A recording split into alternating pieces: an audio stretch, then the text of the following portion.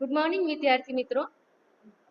ધોરણ 10 માં વિષય સામાજિક વિજ્ઞાન પાઠ 1 ની સમજૂતી આજે આપણે મેળવીશું. ભારત પ્રાચીન સંસ્કૃતિ ધરાવતો દેશ છે. ભારતના પ્રાચીન ગ્રંથ વિષ્ણુ પુરાણમાં ભારત વિશે ઉત્તરમ યત્સ સમુદ્રસ્ય હિમાદ્રેશ્ચૈવ દક્ષિણમ વર્ષમ તદ ભારત નામ ભારતી યત્ર સંસતી. અર્થાત અત્યારે તમે જે શ્લોક સાંભળ્યો એ શ્લોક કયા પુરાણમાંથી અથવા કયા પ્રાચીન પુસ્તકમાંથી લેવામાં આવેલ છે એવો એક પ્રશ્ન બોર્ડમાં પૂછાય છે. તો કયા પ્રાચીન પુસ્તકમાંથી લેવામાં આવેલ છે? વિષ્ણુ પુરાણ. બરાબર, ધ્યાનથી યાદ રાખજો. હવે એ શ્લોકનો અર્થ શું થાય છે? તો શ્લોકનો અર્થ એમ થાય છે કે સમુદ્રની ઉત્તરે અને હિમાલયની દક્ષિણે આવેલ જે ભૂમિભાગ છે એને ભારત વર્ષ તરીકે ઓળખવામાં આવે છે. હવે આપણે જોઈએ કે ભારતનો ભૌગોલિક વિસ્તાર કેવો છે? તો ત્રણેય બાજુથી સમુદ્રથી ઘેરાયેલો છે અને ઉત્તરની બાજુ શું છે? હિમાલય આવેલો છે. માટે જ હિમાલય અને સમુદ્રની વચ્ચેનો જે ભાગ છે એને ભારત વર્ષ તરીકે ઓળખવામાં આવે છે. સમુદ્રની ઉત્તરે અને હિમાલયની દક્ષિણે આવેલ સ્થળનું નામ ભારત વર્ષ છે, જેના સંતાનો ભારતીય છે તેમ કહેવાય. હવે આ જે ભારત વર્ષમાં રહેનારા જે લોકો છે એને ભારતીય તરીકે ઓળખવામાં આવે છે. ભારતમાં શુભ કાર્ય પ્રારંભે લેવાતા સંકલ્પોમાં ભારત વર્ષ, ભરતખંડ, જંબુદ્વીપ, આર્યાવ્રત વગેરે શબ્દોનો ઉપયોગ થાય છે. વિદ્યાર્થી મિત્રો ધ્યાનથી સાંભળજો. એક પ્રશ્ન એવો પણ પૂછાય છે કે ભારતમાં શુભ કાર્ય પ્રારંભે મતલબ શુભ કાર્યની શરૂઆત કરતા હોઈએ ત્યારે પ્રારંભમાં જે સંકલ્પ લેવામાં આવે છે એમાં કયા શબ્દનો ઉપયોગ થાય છે? તો ભારત વર્ષ, ભરતખંડ, જંબુદ્વીપ અને આર્યવ્રત આ 4 શબ્દોનો ઉપયોગ કરવામાં આવે છે. પૂર્વ, પશ્ચિમ, દક્ષિણ 3 દિશાઓમાં સમુદ્ર અને ઉત્તર દિશામાં હિમાલયની ગિરિમાળા એવી કુદરતી સીમાઓ ધરાવતો આપણો દેશ છે. આપણા દેશની સમૃદ્ધિથી આકર્ષાઈને અનેક વિદેશી પ્રજાઓ વ્યાપાર કરવા આવી, સ્થાયી થઈ અને ભારતીય સંસ્કૃતિના મહાનદમાં ભળી ગઈ. પ્રાચીન કાળમાં ભારત ખૂબ સમૃદ્ધ દેશ હતો, એટલા માટે જ એમના માટે એક શબ્દ વપરાતો હતો કે સોને કી ચિડિયા. તો આ જે સમૃદ્ધિને જોઈને અનેક વિદેશી લોકો ભારતમાં વેપાર કરવા માટે આવ્યા અને પછી વેપાર કરવા માટે તો આવ્યા પછી ભારતમાં જ સ્થિર થઈ ગયા અને ભારતની અંદર જ એનું વિલીનીકરણ થઈ ગયું અને ભારતની અંદર જ એ લોકો સ્થાયી થઈ ગયા અને ભારતીય બની ગયા. આ આદાન પ્રદાનની પરસ્પર પ્રક્રિયા દ્વારા દેશમાં અનેક પરિવર્તનો જોવા મળ્યા છે અને એ રીતે એક પેઢીમાંથી બીજી પેઢીમાં આપણા વારસાનું હસ્તાંતરણ થયું અને તેનો સાતત્યપૂર્ણ વિકાસ થયો. હવે જુઓ શું થયું કે જે પણ વિદેશી પ્રજા ભારતમાં આવી અને પછી ભારતમાં સ્થાયી થઈ ગઈ. હવે ભારતમાં વિદેશી પ્રજા આવી પણ પોતાની સાથે શું શું લેતી આવી? પોતાની સંસ્કૃતિ, પોતાનો પહેરવેશ, પોતાની ખાનપાન, પોતાની રીતભાત બધું સાથે લેતા આવ્યા હોય અને પછી ભારતના લોકો સાથે એ લોકોનો આદાન પ્રદાન થવા લાગ્યું. એટલે એકબીજાની અંદર પોતાની ખાનપાન, પહેરવેશ, રીત રિવાજ બધું આદાન પ્રદાન થવા લાગ્યું. આજે આદાન પ્રદાન થવાની જે પ્રક્રિયા થવા લાગી એનાથી શું થઈ ગયું? તો દેશમાં અનેક બધા પરિવર્તનો આવ્યા અને એક પેઢી દ્વારા બીજી પેઢીને આ વારસો આપવામાં આવ્યો.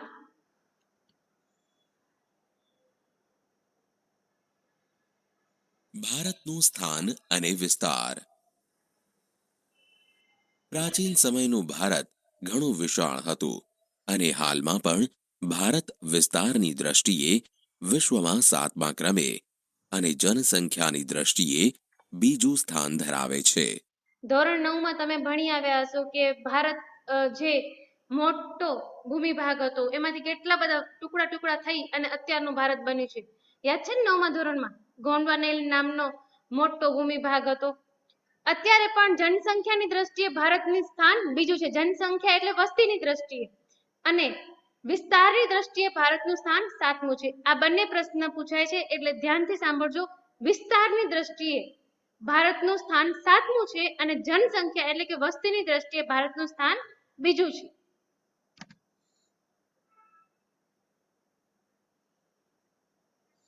વૈવિધ્ય સભર વારસો.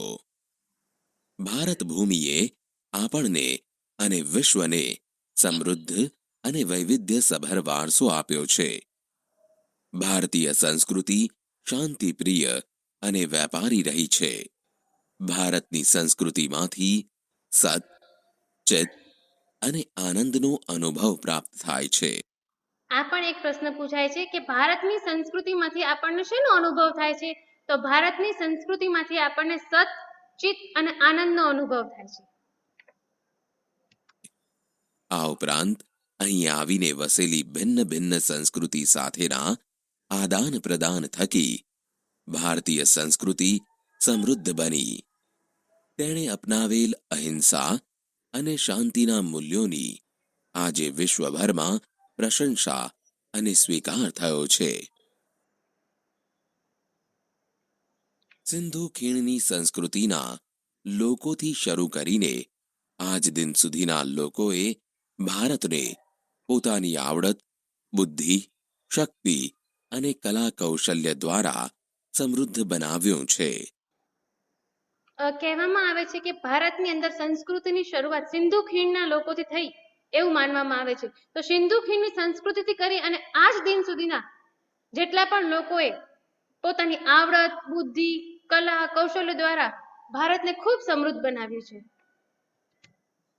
ભારતના ભવ્ય વારસાના નિર્માણ અને ઘડતર માટે અનેક ઋષિમુનિઓ, સંતો, વિદુષીઓ, વિદ્વાનો, ચિંતકો, કલાકારો, કારીગરો, વૈજ્ઞાનિકો, સંશોધકો, શિક્ષણશાસ્ત્રીઓ, રાજનીતિજ્ઞો, ઇતિહાસકારો, સમાજ સુધારકો વગેરેનો અગત્યનો ફાળો રહેલો છે. તેમના ધર્મ, શાસન શૈલી, ભાષા, કલા, ચિત્ર, બોલી, પહેરવેશ અને રીત રિવાજો વગેરે પણ ભારતને મળ્યા. ભારતનો જે આ સમૃદ્ધ વારસો છે તો કોને આભારી છે? ઋષિ મુનિઓ, વિદૂષકો, વૈજ્ઞાનિકો, શિક્ષણ શાસ્ત્રીઓ આ બધાને આભારી છે. ભક્તો, કવિઓ, તો એમને બધાને શું આપ્યું? તો કે ધર્મ આપ્યું, શાસન, શૈલી, ભાષા, કલા, ચિત્ર, બોલી, પહેરવેશ, રીત રિવાજો વગેરે ભારતને એ લોકોએ આપ્યા અને ભારતને સમૃદ્ધ બનાવ્યું. આ રીતે ભારતમાં ભાતીગળ સંસ્કૃતિનું નિર્માણ થયું. સંસ્કૃતિનો અર્થ. સંસ્કૃતિ એટલે જીવન જીવવાની રીત. દેશ કે સમાજમાં કાળક્રમે બદલાતા સંજોગો અનુસાર જનજીવનમાં આવતા પરિવર્તનો, સુધારા, સામાજિક નીતિ, રીતિ ઇત્યાદિ વડે ભિન્ન ભિન્ન સમાજોમાં સંસ્કૃતિ બને છે. અહીં એક પ્રશ્ન વારંવાર બોર્ડમાં પૂછાય છે, સંસ્કૃતિ એટલે શું? તો સંસ્કૃતિ જો એક ગુણમાં પૂછાય તો તમે એમ કહી શકો કે સંસ્કૃતિ એટલે જીવન જીવવાની રીત અથવા સંસ્કૃતિ એટલે માનવ મનનું ખેડાણ, આવું તમે કહી શકો.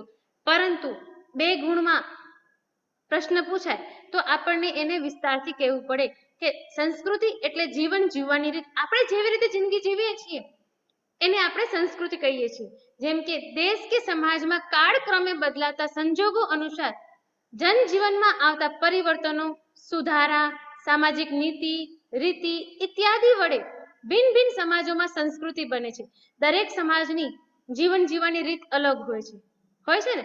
પટેલ સમાજમાં અલગ હોય, બ્રાહ્મણ સમાજમાં અલગ હોય, દરેક સમાજની જીવન જીવવાની રીત અલગ હોય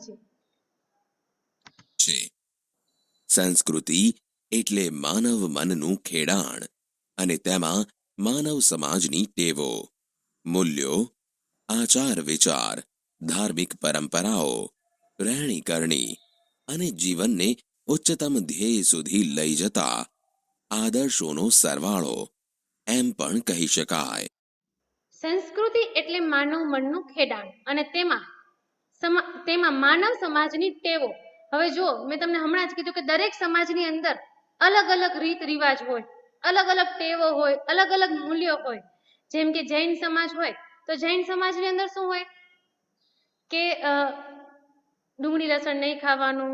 પટેલ સમાજની અંદર એવું હોય કે ડુંગળી લસણ નહીં ખાવાનું. પછી ઘણા સમાજની અંદર આચાર વિચાર પણ અલગ હોય, ધાર્મિક પરંપરા પણ અલગ હોય, રહેણી કરણી પણ અલગ હોય. જેમ કે આપણે જોઈએ કે ભરવાડ હોય, રબારી હોય તો એનો પહેરવેશ પણ અલગ હશે, એની રહેણી કરણી પણ અલગ હશે. એવી જ રીતે જીવનને ઉચ્ચતમ ધ્યેય સુધી લઈ જવા માટે જેટલો પણ આદર્શો હોય, જેટલા પણ સંસ્કૃતિના આદર્શો હોય, એનો સરવાળાને આપણે સંસ્કૃતિ કહી શકીએ. ભારતીય સંસ્કૃતિનો વારસો. વારસો એટલે આપણને આપણા પૂર્વજો તરફથી મળેલી અમૂલ્ય ભેટ. સંસ્કૃતિ જોઈએ આપણે કે સંસ્કૃતિ એટલે જીવન જીવવાની રીત અથવા માનવ મનનું ખેડાણ. હવે વારસો એટલે શું? તો વારસો એટલે આપણને આપણા પૂર્વજો તરફથી મળેલી અમૂલ્ય ભેટ. આપણા પૂર્વજો આપણને જે પણ વારસામાં આપે છે એને આપણે વારસો તરીકે ઓળખીએ છીએ. દાખલા તરીકે મોચી કામની જેટલી આવડત હોય, જેના પિતામાં મોચી કામની આવડત હોય, એ એના પુત્રને મોચી કામની આવડત શીખવે તો એ પણ વારસો કહી શકાય. કોઈના પિતામાં કાષ્ઠકલાની આવડત હોય તો એ કાષ્ઠકલા એ એમના દીકરાને હસ્તાંતરણ કરે, એને શીખવે તો એ પણ વારસો કહી શકાય. ભારતનો ઇતિહાસ હજારો વર્ષ પુરાણો છે. શાળાકીય અભ્યાસમાં લેવાતી દૈનિક પ્રતિજ્ઞામાં આપણે હું મારા દેશને ચાહું છું અને તેના સમૃદ્ધ અને વૈવિધ્યપૂર્ણ વારસાનો મને ગર્વ છે તેમ કહીએ છીએ. વિદ્યાર્થી મિત્રો, આપણે ઘણી વખત ઘણા રાષ્ટ્રીય તહેવારોમાં જમણો હાથ આગળ કરીને એક પ્રતિજ્ઞા લેતા હોઈએ છીએ. હું મારા દેશને ચાહું છું અને તેના સમૃદ્ધ અને વૈવિધ્યપૂર્ણ વારસાનો મને ગર્વ છે. યાદ છે ને? અને આપણા પોતાના પુસ્તકમાં પણ પહેલા જ પાને આ પ્રતિજ્ઞા લખેલી હોય છે. આ સમૃદ્ધ વારસો એટલે ભારતનું સમગ્ર વિશ્વને પૂર્ણ માનવ જીવનના રહસ્યોનું પ્રદાન એમ કહી શકાય. ભારતના આ વારસાને નીચે દર્શાવેલા બે વિભાગોમાં વહેંચીને સમજીએ. 1.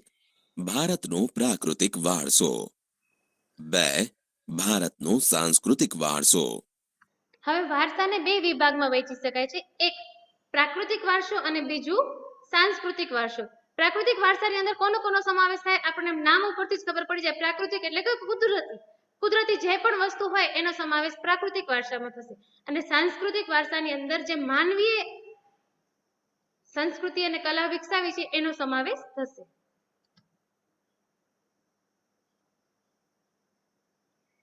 ભારતનો પ્રાકૃતિક વારસો. પ્રકૃતિ, પર્યાવરણ અને માનવ જીવન વચ્ચેના નિકટતમ સંબંધોનું પરિણામ એટલે પ્રાકૃતિક વારસો. પ્રાકૃતિક વારસો એ કુદરતની ભેટ છે. ભારતનો પ્રાકૃતિક વારસો વિશિષ્ટ અને વૈવિધ્યસભર. પ્રાકૃતિક વારસો એ કુદરતી ભેટ છે. પ્રાકૃતિક વારસાને આપણે બનાવી શકીએ નહીં, એ કુદરતે આપેલી વિશિષ્ટ અને વૈવિધ્યસભર ભેટ છે. ભારતને આ પ્રાકૃતિક વારસો ખૂબ મન મૂકીને મળેલો છે. આપણને ખબર છે કે ભારતની અંદર ઘણું બધું જોવાલાયક છે. ઘણા દેશોને તો તમે જોશો કે દરિયોય નહીં મળ્યો હોય, તો ભારતને તો 3 ભાગમાં દરિયો મળેલો છે.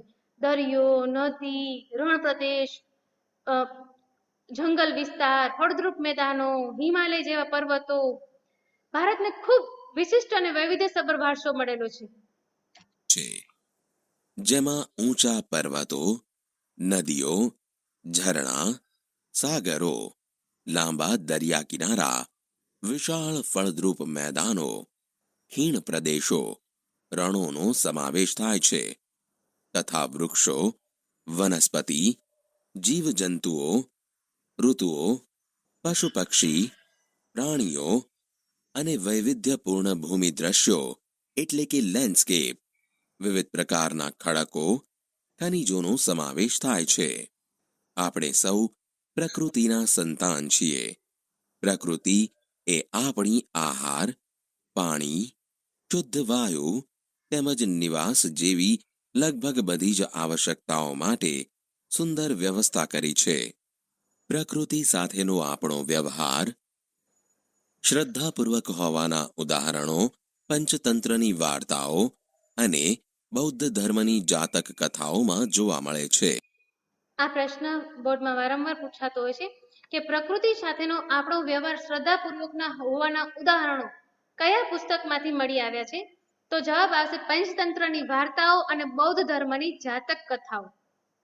ધ્યાનથી સાંભળજો. પ્રકૃતિ સાથેનો આપણો વ્યવહાર શ્રદ્ધાપૂર્વક હોવાના ઉદાહરણો કયા પુસ્તકમાંથી મળી આવ્યા છે? તો જવાબ આવશે પંચતંત્રની વાર્તાઓ અને બૌદ્ધ ધર્મની જાતક કથાઓ.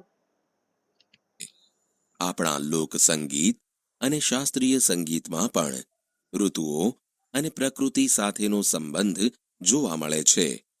આપણા ગીતો, તહેવારો, કવિતાઓ, ચિત્રોમાં પ્રકૃતિ અને ઋતુચક્રનું નિરૂપણ જોવા મળે છે. નિસર્ગોપચાર એટલે કે નેચરોપેથી, આયુર્વેદિક, યુનાની જેવી ચિકિત્સા પદ્ધતિ પ્રકૃતિ પર આધારિત છે. ભૂમિ દ્રશ્યો, લેન્ડસ્કેપ્સ. ભૂમિ આકારો દ્વારા અનેક ભૂમિ દ્રશ્યોનું સર્જન જોવા મળે છે. દાખલા તરીકે હિમાલય પર્વત એ ભૂમિ આકાર છે. હિમાલયમાં અનેક પ્રકારની ઉપયોગી વનસ્પતિ, ખનિજો, અવનવા પશુ પંખી અને શિખરો બરફથી છવાયેલા રહે છે. તેનાથી મોટી નદીઓ બારેમાસ ભરપૂર પાણીથી સમૃદ્ધ રહે છે. તરાઈના જંગલો પણ ત્યાં આવેલા છે.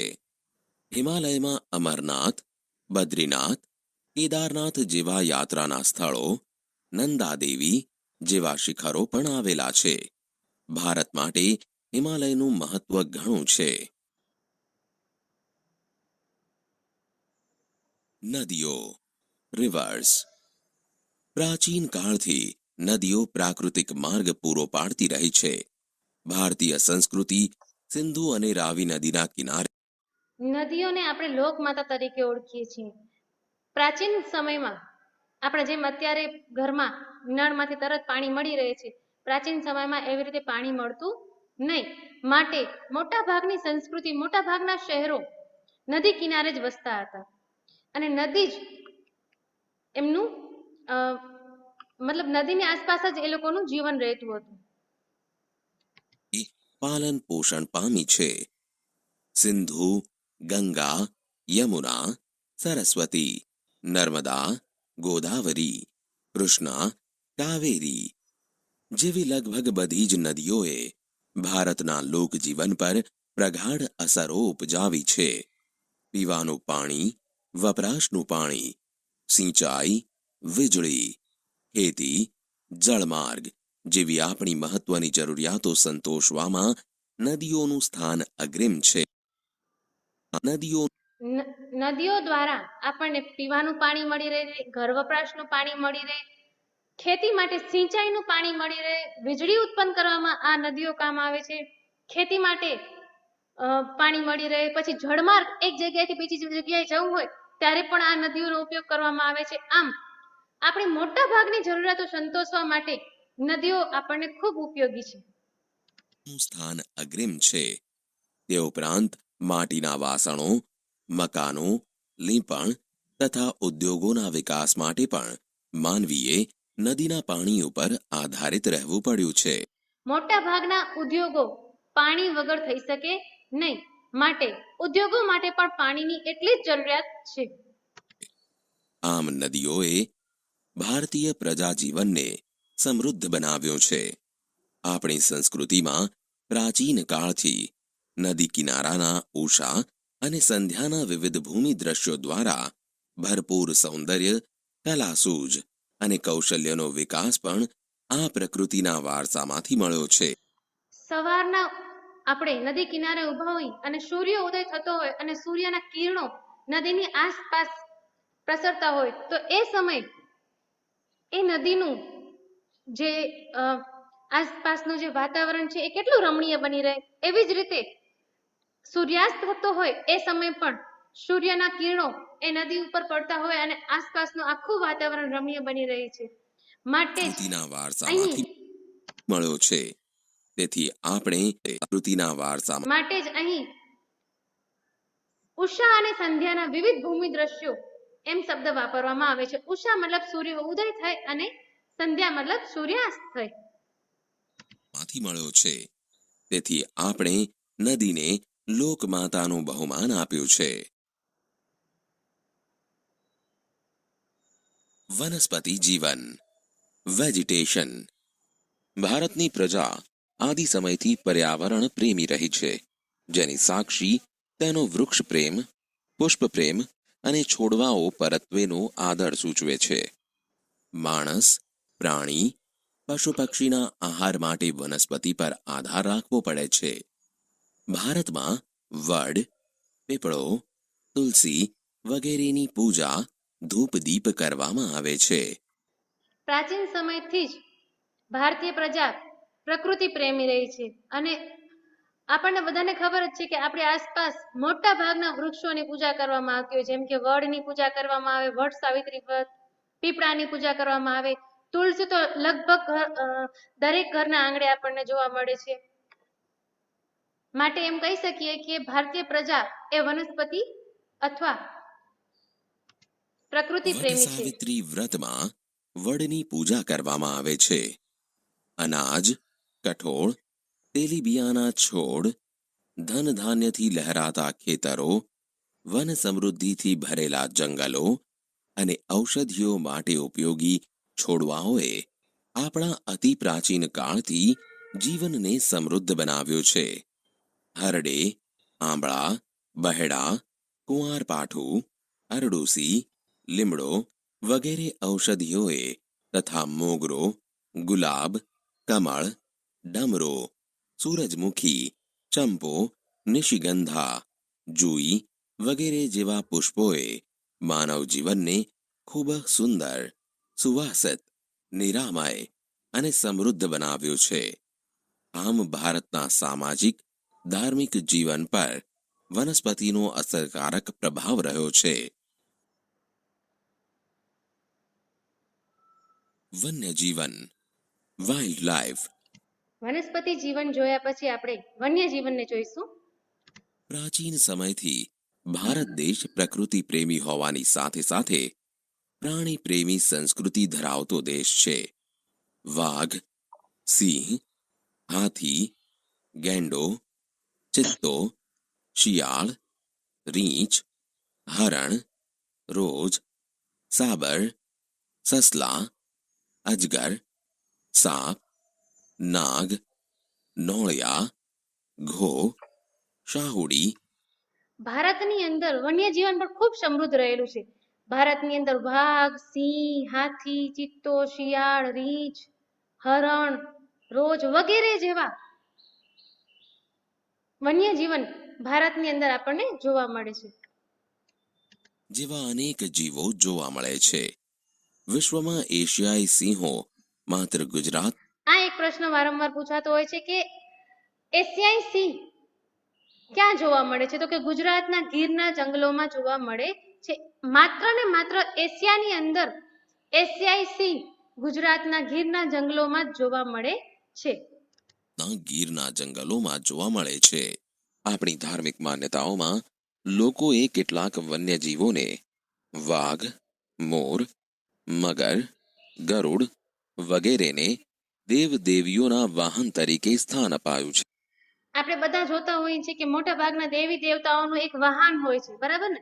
તો દરેક દેવી દેવતાઓના માટે મોટા ભાગના એક એક પ્રાણીઓનું વાહન તરીકે ઉપયોગમાં આવે છે. જેમ કે બહુચર માતાજી હોય તો કે છે કુકડો એનું વાહન છે, બરાબર? ખોડિયાર માતા હોય તો મગર એનું વાહન છે. એવી રીતે વાઘ, મોર, મગર, ગરુડ વગેરેનું એક વાહન તરીકે સ્થાન આપવામાં આવ્યું છે. અહીંયા કહેવાનો મતલબ એમ છે કે ભગવાનની સાથે પણ પ્રાણીઓને પણ એટલું ને એટલું મહત્વ આપવામાં આવે છે. આપણી રાષ્ટ્ર મુદ્રામાં પણ 4 સિંહ, ઘોડો તથા બળદની આકૃતિ મૂકીને તેનું મૂલ્ય આંક્યું છે. વળી આ વન્યજીવોની રક્ષા માટે અભયારણ્યો બનાવી તેમના જીવનની સુરક્ષા માટે કાયદા પણ ઘડેલ છે.